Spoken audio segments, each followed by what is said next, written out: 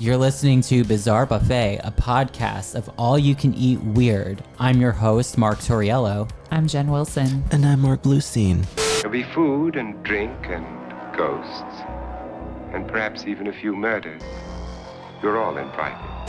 When we first went in, one of the people said, "Who are you?" And Tex said, "I'm the devil, and I'm here to do the devil's business."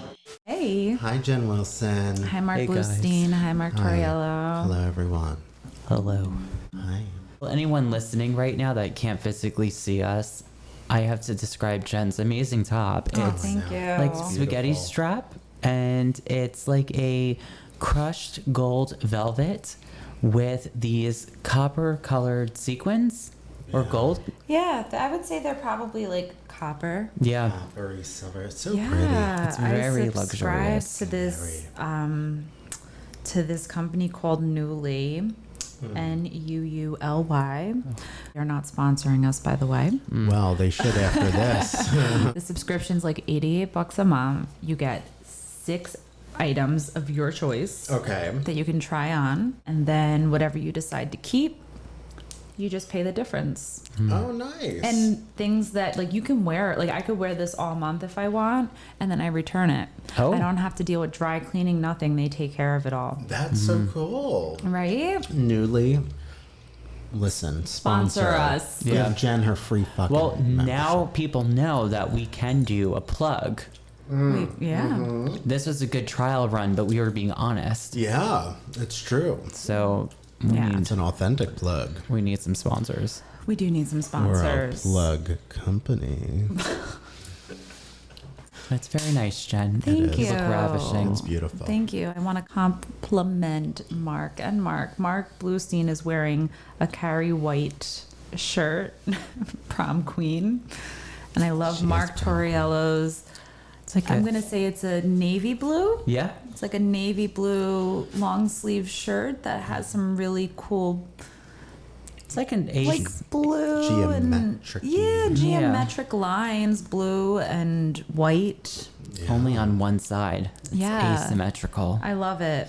The question of the night for you both is, I just want to know your thoughts on camping and spending time in the outdoors.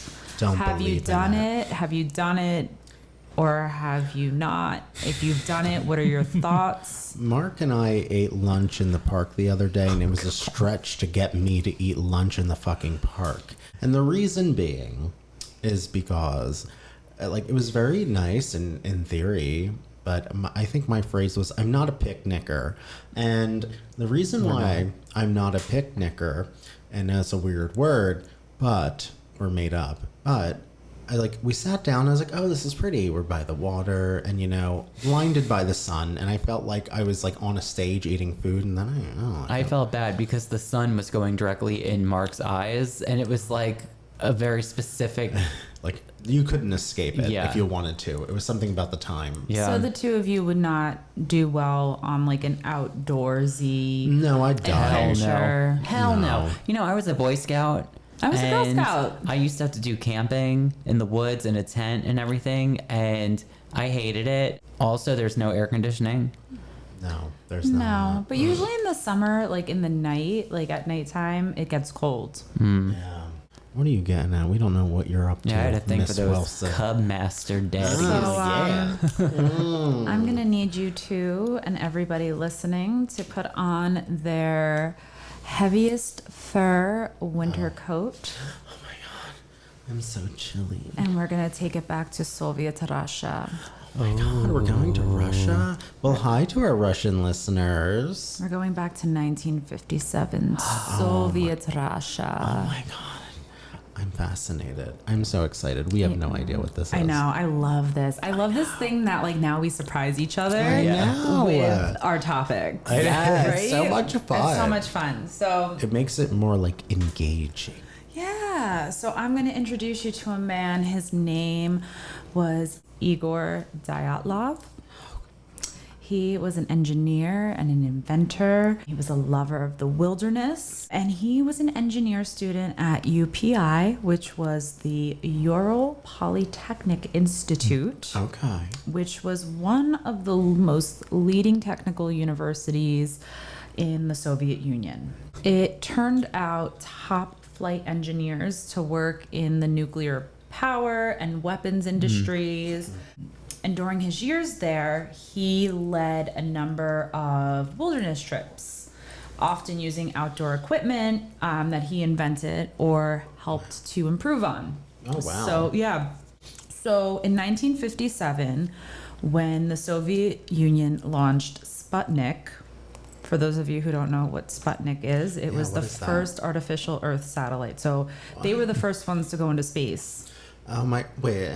The infamous space race from the 50s. Like the one that blew up? With the Cold War. Yeah, so it did. It did travel around the Earth, I believe, 3 times. Okay. But he actually created a telescope that he and his friends could watch the satellite travel across the night sky. Oh, well. It's very romantic. That is. So this was 1957. This was a time in the Soviet Union where the economic growth was booming and the standard of living was rising. Things were looking good for Soviet Russia. Okay. So Igor had a proposal while he was in school. Okay. So in 1958, he began planning this winter expedition that sounds exciting. Yeah, so it would well, it did sound exciting, but it would exemplify the boldness and vigor of new Soviet Union. Yes. Oh. Fucking yeah. Yeah. It was to be a 16-day cross-country ski trip in the Ural Mountains. Sounds gorgeous. So it was the north-south mountain range. So it divided Western Russia and Siberia. Oh, Siberia. And also Europe and Asia. Because if you don't know, because I know the two of you do not know anything about geography. Yeah, you want to know what the word geography means to me? Half of Russia sits in Europe and the other half sits in Asia. Really? Yeah. You didn't know that? Go. Is it Asia? No comment. So half of Russia is Europe and the other half is Asia. So do they identify as Asian in that part? I guess that particular part. But if you look at the map, Yeah. Russia actually connects between Europe and Asia. Oh. Yeah. So are there Russian Asians? I have no idea.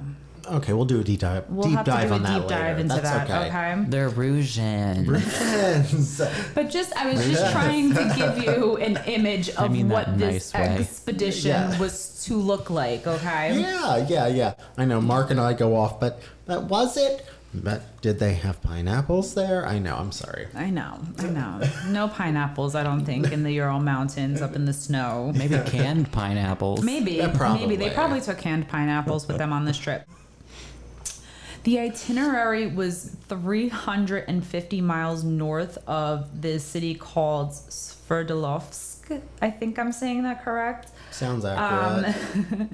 It's a traditional territory of the Mansi, which is indigenous people in Russia. Okay.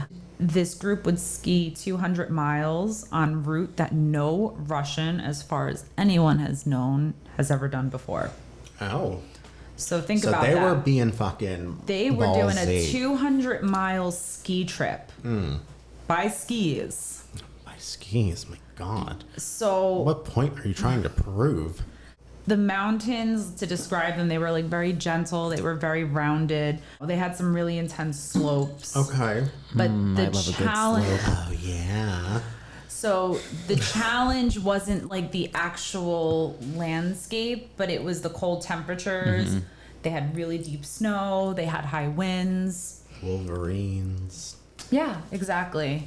But Yetis, maybe? Maybe Yetis. And I know in that area too, there's different levels of hiking. There's like level 1 to 4. And this was top level, meaning like the most difficult terrain Oh, wow. to hike through or something like that. Wow. So Well, I'm the one who knows the least about this. So who was on this trip, you may ask? I may, and I'm asking. Okay, so there was a total of 10 people on this trip. Okay. Okay, one of them including Igor himself. Oh.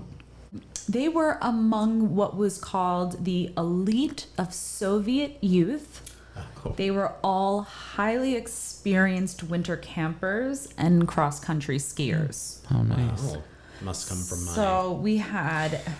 So some of these names I may butcher because, you know, in the Russian language, some last names are like 10 syllables long. Yes. Okay. That's right. And any of our Russian listeners, feel free to drop us Yeah, a voice please, note feel with free. the pronunciation. We because, have you know. Zina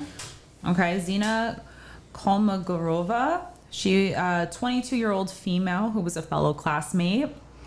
We had Georgie, Krivanchenko. Okay. Krivon- Krivanchenko. 23-year-old male who was a close friend of Igor's and graduated 2 years prior and was working as an engineer at a local nuclear complex. Okay.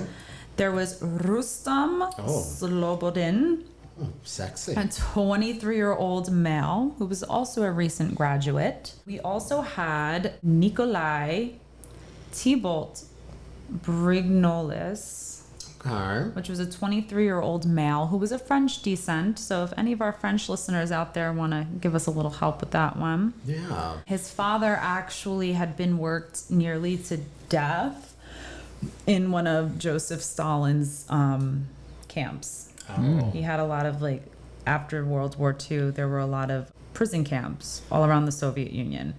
There was Yuri Yudin, 21-year-old male, not Yuri Geller.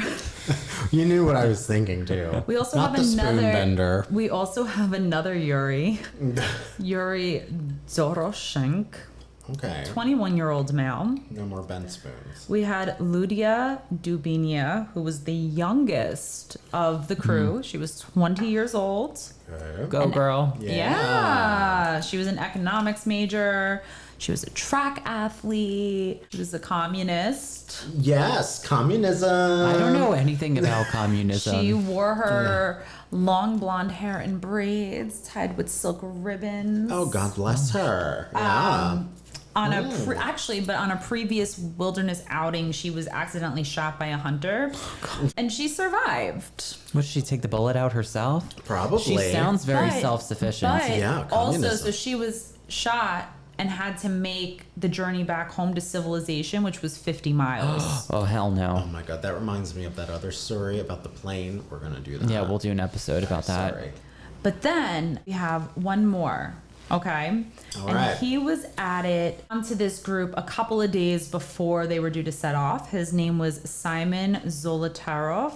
He was 37 years old. He was a veteran of World War II. He said he had an old-fashioned mustache. I'm picturing like the handlebars. Hot. Anybody an old-fashioned mustache? He you had like mine? Jen just did the graphic for he you. had some apparently stainless steel teeth Hot. Oh, and ooh. tattoos. Oh my God. He was much older than the others. Where are his Yep. descendants? And also, just so you know, he was largely unknown to the group. So remember that. He was largely unknown to this group. Okay. Yes. Okay, so the trip begins. We're going on the trip. Yay. Yay, choo, choo, choo. So the party left by train on January 23rd, 1959. Okay. There was a handful of them that hid under the seats of the trains so they could avoid buying tickets. Clever. And they had a layover between trains, and our friend Gregory Krishvanchenko, he was briefly detained by the police. What did he do? What did he do? Well, he was playing his mandolin and pretending to panhandle at the train station. What's I don't a- know what pretending to panhandle though And means. what's a mandolin? It's like it's a guitar, but it's more like circular shape. Oh. It's like the Dolly paintings. He loved shoving them in there, I think. You know what I'm talking Who about. the fuck is gonna go through these mountains that are snowy with a fucking mandolin? I know. What No are you doing idea. with that? Using it as a So- goddamn sled, I hope. So the reason these details are known is there was a communal journal, and many of the skiers, they all carried their own personal journals, and at least 5 had cameras. And Really? the pictures they took, They show a lively, strikingly handsome group of young people having the adventure of a lifetime. Right here. Skiing, laughing, playing the mandolin. Being communists. Mugging for the camera. Yes, being a communist. So after 2 days traveling by train, they reach Ivdel, which is a small town with a Stalin-era prison camp that held mostly criminals. Okay. From there, the group traveled another day. Oh my goodness, this trip to get to this trip. Yeah. God, I know, really. It's like when they say you need a vacation from your vacation. Well, it just shows you how far out of the way the starting point was of the mountains. If you have to go through days of traveling just to get to the mountains that you're going to hike through, you're really like You're far deep out. in the middle of nowhere, Russia. So God. they traveled another day by bus. Okay. Then in the back of a truck. Finally by ski, guided by a horse-drawn sleigh. Was it Black Beauty? It, That's a reference that will be left for Patreon content. We'll let you in on the joke. That fucking horse. Fucking goddamn that horse. and they slept in an abandoned lodging camp called Second Northern. Okay. And while they were there, Yuri Yudin actually had a flare-up of sciatica, and it forced him to pull out of the trip. So we went from 10 to 9 now. And he's going to be grateful that happened. Yeah, an uneven number. I don't like it. Bad luck, superstition. So the following day, which was January 28th, he turned back, and the remaining 9 set off to the mountains. The plan was to end up in this tiny village called Vizhai around February 12th. Okay. And they would telegram the university sports club that they arrived safely. That expected telegram never came. Okay, that's alarming. So what happened? What happened? What happened to that telegram? So it was assumed that the group had been held up due to heavy wind and snowstorms. Okay. And this is once they got into the mountains. This is once they and got their into the hike. mountains. So you remember On their skis and shit. Yuri he left, and the group was supposed to send a telegram around the 12th of February. Well, it never came. Okay. And that telegram on the 12th, that was supposed to be after their entire Correct. journey, right? In the mountains? Okay. So it was assumed that the group was held up due to like heavy winds and snowstorms, but the family started to panic. And on February 20th, a search party began, which included volunteers from the university, prison guards from the local prison camp, the indigenous Mansi hunters, local police, and the military even deployed planes and helicopters. Holy shit, that's a pretty big search party for what, the 50s? Mm-hmm. In Russia? Yep. Okay. So on February 25th, the students found ski tracks. Okay. And then the following day, they discovered the skiers' tent above a tree line that the Mansi called Death Mountain. Oh, charming. There was no one inside that tent. The tent was partly collapsed and largely buried in snow. Then after digging it out, the search party, they saw that the tent appeared to have been deliberately slashed in several places. Creepy. But yet when they went inside, the tent was neat, it was put together, the boots of the skiers, the axes, other equipment was arranged on either side of the door. There was food laid out, like as if it was about to be eaten. There was a stack of wood for the heating stove, clothes, cameras, journals. Everything. Yeah, everything. So it looked Shit. like when they went in, it was like someone just left. Okay. But remember, there's slash marks in the tent, okay? So now you go about 100 feet down the hill, and they find distinct footprints of 8 or 9 people walking toward the tree line. Almost all of the prints were of stockinged feet, and some were bare. Now, so some of them were in stockinged feet socks Like or socks. barefoot. Oh, wow. One person appeared to be wearing a single ski boot. One? Mm-hmm. It's fucking weird. And they said that some of the prints indicated that the person was either barefoot or in socks because you could actually see their toes in the footprints. That's scary. That was later testified by one of the searchers. The party followed the prints down the hill for about 6 or 7 yards until they vanished. So now we come to the aftermath. So the aftermath, the next morning, the searchers found the body of the mandolin player, and they also found the student Doroshenko underneath a tall cedar tree at the edge of the forest. Okay. They were lying next to a dead fire, wearing only underwear. That's fucking crazy. 12 or 15 feet up the tree, there was it looked like they were recently broken branches.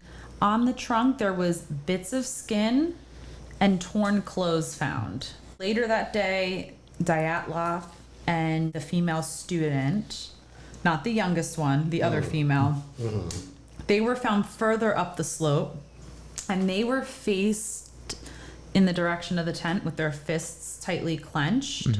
It appeared that it looked like they were trying to get back to the tent. Oh. Like, do you think they were trying to, like, crawl back to the tent? Probably. Like they were frozen in place, literally. Yeah. So the 4 bodies were autopsied. The search still continued to find the others, right? Because we only have 4 of the 9 right now. Okay. So there's 5 more to be found. Yeah. So a medical examiner noted a number of bizarre features. Our mandolin player friend, he had blackened fingers, and he had 3rd-degree burns on a shin and a foot. Okay. Inside his mouth was a chunk of flesh that he had bitten off of his right hand. What? Oh, I didn't know that. And I didn't know about the burns either. No, I've never heard about those parts. Doroshenko's body had burnt hair on one side of the head and a charred sock. Really? All of the so all 4 of these bodies were covered with bruises, abrasions, scratches, and cuts. The recent graduate, Slobodin, was discovered a few days later and was on the slope like Dyatlov, leading back to the tent with a sock on one foot and a felt boot on the other. What the fuck? His going on? So his autopsy noted a minor fracture to his skull. Okay. So now this is when the professionals step in. Are we at the point now where all the bodies were found? All Nope, 9? not yet. Oh, shit. Oh boy. They were like, we need the professionals anyway, though. Get them in early. Exactly. So we get the professionals in. Toxicology tests were done. Witness testimonies were taken. Diagrams and maps were made of the scene. All of the basics, the forensics, all the shit that you do when you investigate a crime scene. The tent and its contents were helicoptered out of the mountains and set up inside a police station. Sounds like a lot of space that you would need. So this led to one of the most key discoveries of this. Okay. They brought a seamstress in. What? And the seamstress came in. I'm sorry, all of this is just so wild to me. So the seamstress came in to do a uniform fitting, but happened to notice while looking at the tent, the slashes in the tent were made from the inside, not the outside. Oh. Well, I envision this Russian seamstress being like, oh, tent is poor quality. Yeah. Oh, it's not so good. So clearly something happened to make the skiers cut their way out of the tent and flee into the night, into the blizzard, into 20 below zero temperatures in bare feet or socks. Yeah, or one booted. Because think about it. These people were not novices. They've done this before. Wasn't their first time at the snow rodeo. First rodeo, exactly. Yeah. So this right here is the big mystery of the incident. This is the unsolved case. This right here, yeah. Just putting it out there. But remember, there were still 4 bodies missing. Yeah. Okay. So a Mansi hunter and his dog came across the remains of a makeshift snow den in the woods. Okay. Which was about 250 feet from the cedar tree. All right. And there was a floor of branches laid in a deep hole in the snow. And pieces of tattered clothing were found strewn about. There were black cotton sweatpants with the right leg cut off. What the fuck is with all these uneven numbers of things? Yeah, the left half of a woman's sweater. And then another team arrived, and using avalanche probes around the den, they brought up a piece of flesh, and they uncovered the 4 remaining victims lying together in a rocky stream bed under at least 10 feet of snow. Okay. This is all fucking just real weird. But also, I don't know if you got to this or not, but all the bodies had radioactivity Correct. to it.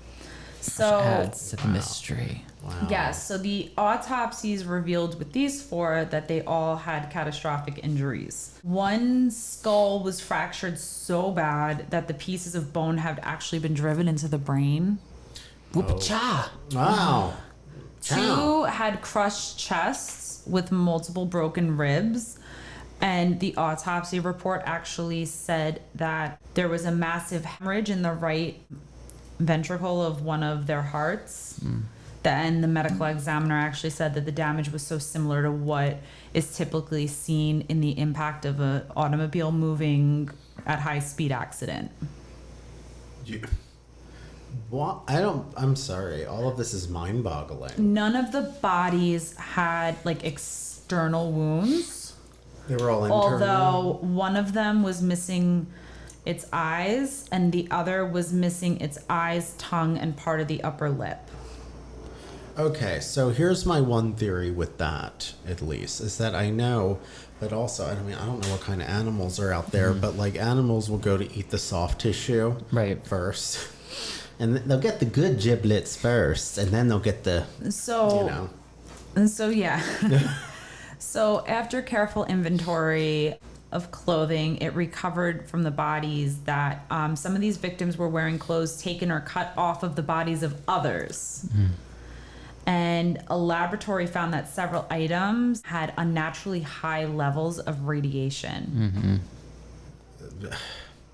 Okay, I mean, I know a little bit about the radiation part of all of this, but not like all of like the stolen clothing cut off jazz. A radiological expert testified that because the bodies had been exposed to running water for months, these levels of radiation must have originally have been many times greater. So meaning like they probably were exposed to this before death, before they even went on this expedition. Oh, okay. Well, one thing that I read was that they possibly had a high level of radiation on their bodies because they were students that did like engineering and stuff, working at nuclear power plants. Yeah. So on May 28th, the investigation was closed. Okay. So the report was ended with a non-explanation that pretty much said it should be concluded that the cause of the hikers' demise was an overwhelming force which they were not able to overcome. And then like Christ or something? Like it's and then in classical Soviet style, a number of officials who had little to do with the tragedy were either punished or fired. Oh, of course. Well, including the director of the university. He was like, I'm and fine. Chairman of the university, the local Communist Party secretary, chairman of 2 workers' unions, and a union inspector. So no one was fired?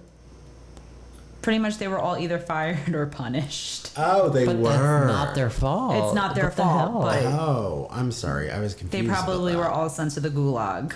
Oh, no. You know, I love a good gulag. I'm just kidding. I don't know what a gulag is. It's like one of those, like, it's like a Soviet prison camp, like underground. I don't love a good gulag. Like I'm very, sorry. like no doors, no windows. Oh. Yeah. Well, that sounds sad. So all of the investigative files, the photographs, the journals, they were placed off limits to skiers and outdoor enthusiasts for years. The tent was stored but eventually became moldy and had to be thrown out. Oh, so their evidence was basically they were like, fuck it. And the mountain which the skiers were heading for but never reached was eventually known as Dyatlov Pass. Okay. They named it after him. They did. The victims' families were left deeply, deeply dissatisfied. I could imagine. Many of them wrote to officials. They wrote to Nikita Khrushchev, who was the president of the Soviet Union. He's like, girl, stop sending me letters. I don't care. We do not look for missing. They were demanding a more thorough investigation, but nothing was ever done. And the mysterious deaths of the 9 skiers are still kind of mysterious to this day. So there's a couple of conspiracy theories that I'd like to share. Oh, absolutely. Let's hear them. I just want to say that this is my favorite unsolved mystery of all time. So I'm glad you picked this topic. Yeah, this was perfect. Because I love the Dyatlov Pass incident. Yeah. So we live for a Dyatlov moment. I live for this story, Jen. I'm glad, and you've all learned something about it that you didn't know. I'm stuck truly with the burn thing. The burn thing. Okay, and I've read a book about this. I'm sorry, I got to put it out there. Dead Mountain. Yeah, that's right. What I don't know if this is why this is standing out to me. I mean, I know why, but the uneven, like the asymmetrical thing, like one sleeve ripped off of this person. Well, they might have been like, think about it. So if like somebody died and somebody else had a wound, they probably cut off pieces of clothing to like. Well, that's like bandage. Like as a bandage. Yeah, and if someone had like the head injury. They were probably exposed to radiation, but then too, like if you're like stranded in a blizzard and body parts are missing, like maybe they started eating each other. Well, maybe they were that desperate for food. I mean, that puts a twist on it for sure. So,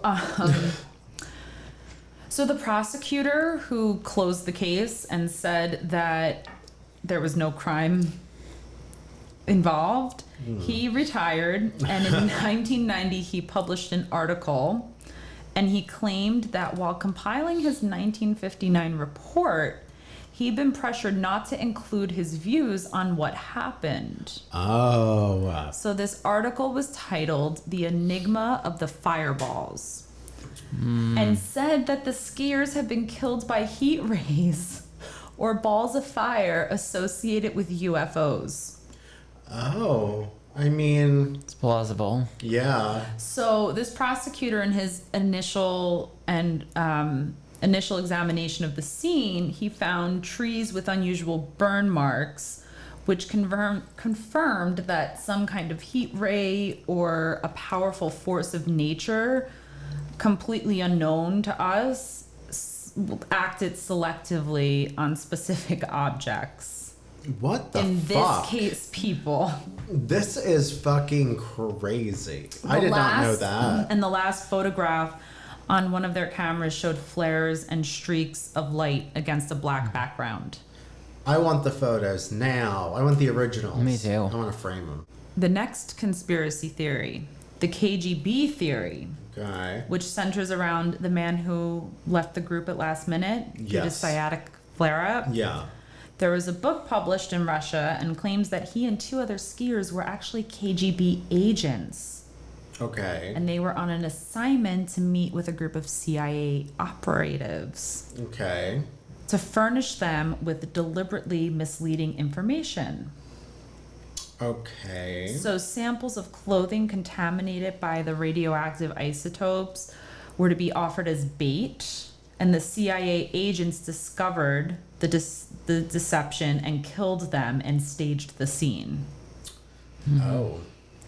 So it is certainly possible that the man who left had something to do with it, had a link to the KGB, and his service record in the Second World War had holes and inconsistencies, which kind of leads him to be a suspect in all of this. But still, a KGB connection even if proved, probably wouldn't mean much. They can't really do much shit with that anyway. Because many people were low-level informants at the time, and the idea that the CIA would have chosen a place like the Dead Mountain for a rendezvous is just really... Meet me on Dead Mountain, baby. And I'm going to leave you with one more, which is my personal favorite conspiracy theory. Let's hear it. Is that the party was attacked by a Yeti. No. Mark, do the noise. So, That's a Yeti noise. So Yeah, in very another camera, the final photograph, it's become famous. You can find it online, and it's a dark figure advancing through a snowy forest, hunched and menacing with no facial features. There's actually, on the Discovery Channel, there was an entire show, Russian Yeti, The Killer Lives. Oh. Which goes around the image. Yeah. Russian TV, if you want to interview us, we're open for bookings. The skiers actually had been joking about Yetis a few hours before they died, apparently. Okay. There's a spoof propaganda leaflet that was found in the tent. Really? Yeah. Along items bizarre. as greeting the Congress with increased birth rate among hikers. What the There was fuck something is that also said science in recent years. There has been a heated debate about the existence of the Yeti. Latest evidence indicates that the Yeti lives in the northern Urals near Mount Otorin. Oh, yeah. So still, even though the photograph was blurry, it clearly shows a member of the group. With a Yeti. An alleged Yeti. This has also been used to bolster the UFO and KGB theories. Wow. So this is Fucking weird. But Jen. it's also like a typical, like at the end of a film roll to have pictures like that. Of Like Yetis? just of like weird shapes. Something distorted. Yeah, weird distorted shapes. Yeah. Because when I was living in London, I was really into using film and into film photography, and I can't begin to tell you the amount of pictures that just came out distorted Right. and different colors and Well, also Yeah. too, these cameras were exposed to harsh elements. It could have been under the Exactly. snow, and you have light and oxygen exposure to the Yeah. film, which could, fuck with it. Yeah. Some other things too about it. The other theories that are in existence is some people believe, like realistically, that there was an avalanche. Mm-hmm. And What was that weird? Is this the theory about like the? Continue. well, like there's like 3 other ones that I know of that are a little more like less fantasy and more like scientific. Okay. But the one is that it was just a good old fashioned avalanche, and what happened is that as it happened, they panicked and cut their way out of their tents. which because would they make knew it was sense. coming. And you were asleep, so you don't have time to put your clothes on. So you're running out in your underwear. Right. You're trying to grab a boot, so you might not have both boots because you're in a panic. And then what could have happened is they all split in the night with no light, got lost in the woods, and then died of, hypothermia, starvation, injuries. A lot of times, Most of them died from hypothermia. yeah. Well, and as far as like the burns go and like the burnt out campfire, now that I'm thinking about it, I mean, that could even be as much of they had to leave in a rush because of something like an avalanche, and then one of them ends up tripping over the fire. Now, the fire was out by the Yeah. time they fucking got there. Of course it was. But, I'm sure that those burns that I had no idea about could be associated with like panic and like you trip, you fall next to the fire or a little Yeah. into it. Or unfortunately could have died next to it or something. There was also another group of hikers that were like 31 miles south of the incident and said that they saw like orange spheres in the sky. Right. Okay. And Let us know your theories on Dyatlov's Pass on I would Instagram. love Yeah. to know Let us know what you think what happened. you think happened. But with the spheres, I think there's speculation that they could have been doing bomb testing. they could have been. And what happened is that, they did bomb testing, and that's what killed the Dyatlov Pass people, the 9 students, and they wanted to cover it up. Like the government wanted to cover it up. Yeah. Well, that's exactly like what I'm thinking because they closed the case so quickly. Yeah. Wow. There is another theory I want to talk about. What's the other one? Well, 1.5. I also know that there's this idea that the tent caught fire with they had like an interior, like They had a heater. They had like the heater which was that they found. Yeah, and it could be said that it caught fire in the middle of the night and they couldn't exit through the door or the zipper Like thing of the tent. yeah. So in a panic, they cut themselves out and therefore again, got lost, dealt with the exposure. Yeah. And then there's this other theory that is in this book I read called Dead Mountain. And there was like this weird rock that they kind of put their camp near, and it was called Boot Rock. And it's like in the shape of a boot, and it's on a slope. And the idea was that there was like a gust of wind, and when it went over this rock, it made a piercing noise that was deafening, and Yeah. that could make you go insane. Like sounds at certain pitches can make people Right. go crazy. Yep. Yeah. Wow. And that's a highly probable situation that could have happened. Well, whatever happened there, I mean, I'm sure we'll never really know, but it just sounds like entire fucking chaos. So Yeah. whatever was happening that night was fucking no joke, bitch. Well, there's just a lot of like weird things There's a that lot don't of weird make things sense. that don't make sense. None of it adds up, and I'm Like not with- even good at math, but well, none of this math adds up. With all the theories, like all the odd things don't add up to any specific Anything. theory. Exactly. Because if it was like the howling wind, well, where's the burns come from? If it was an avalanche, okay, fine, that explains the crushed, insides or whatever. But But then, what about the missing body parts? exactly? So it's just like, Then the eyes. I think those were animals or like vultures. But okay, my question is, so how long did it take them to find like any of the bodies? So January 28th is when Yuri Yudin went back. Like Okay. he turned around. They were supposed to be back, so this was the 28th of January. It was February 12th. They were supposed to send the telegram that never came. Okay, so that's a good chunk of So time. the search party began February 20th. Okay. So that's essentially a week after they were supposed to complete this okay. expedition. And I would imagine. And then the 25th is when they found the first 4 bodies.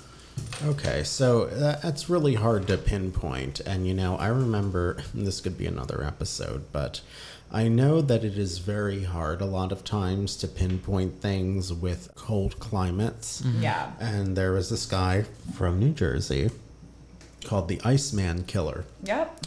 And he would put his hired hits in freezers to try to fuck with the time of death. Shut the fuck up. Uh-huh. So maybe we'll do an episode. Let us know if you want to hear about the Iceman Killer. Winona Ryder actually plays his wife in this weird movie with What's his name? Michael Shannon. Yeah, Michael Shannon. who I like. I like both of them. Yeah, let us know if you want to hear about that. But moral of the Yeah. story is that I'm sure the climate had something to do with, not being able to figure out maybe Right. as much about, the when they died. The pictures are weird. They have like pictures of the dead bodies, and they're all like gnarly looking, and they're like, Oh, yeah, of course, like frightening. one eye open. Yeah. Looks like me in the morning. Wow. I like that, Jen Wilson. Yeah, That was a good one. that's my favorite. Thank you. You're welcome. May God bless you for that. Of course. And Dyatlov. I mean, Satan bless, though. Yes. So, well. make sure that you subscribe to us. Yeah, subscribe to us. Leave us a on- comment on our podcast, especially on Apple Podcasts. That's right. We're a group here that needs a lot of attention, so you should really tell us all nice things that you think about us. Follow us on Instagram, Yeah, Bizarre Bizarre Buffet, Buffet. Facebook, Bizarre Buffet. We're on Twitter. We're on Facebook. We're on everywhere. Instagram. We're And on YouTube. Tell us what you think of Dyatlov's Pass. Yeah, if we you wanna- know of If any you know other of any theories. other theories or what you think the theory might be. Tell us what your theories are. And please make sure to subscribe, preferably on Apple. And while you're there, rate and review. It helps us. We're trying to monetize this, as they say. Yeah, we are. We so- are. And there's a lot of behind the scenes that we're doing. Yes, So, and we love you all. we love you. And with that being said, I am the mandolin. Oh my God, the mandolin. And I am not Dyatlov, but the Dyatlov Pass. I'm the pass. I'm Yuri because I did not go up in them mountains. That's right. Mark would be the smarter one. He would be like, no, I'm not doing this. Hell no. Hell no. I'm not going on your pass, Dyatlov. Bye, girl.